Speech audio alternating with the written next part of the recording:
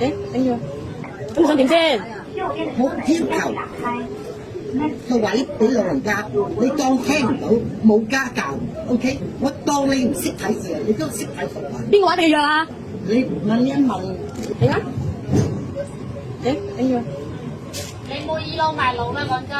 唔係倚老賣老，係講家教。你養我女養兩次，養我養兩次，做乜養我咧？你聽到我要求，關我咩事咧？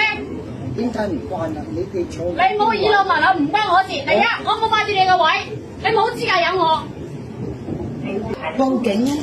你唔報警？我唔使報，你咪報咯。我上晒網㗎啦。着到好眉好眼、斯斯文文，但係完全冇修養、冇規矩。一定有養你㗎。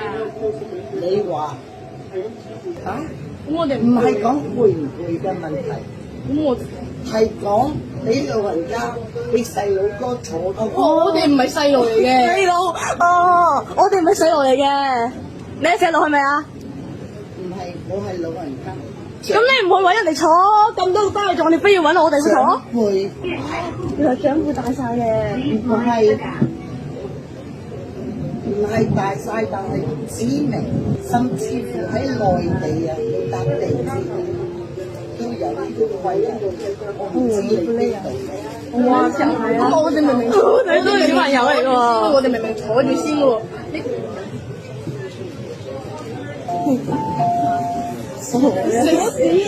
食屎啦！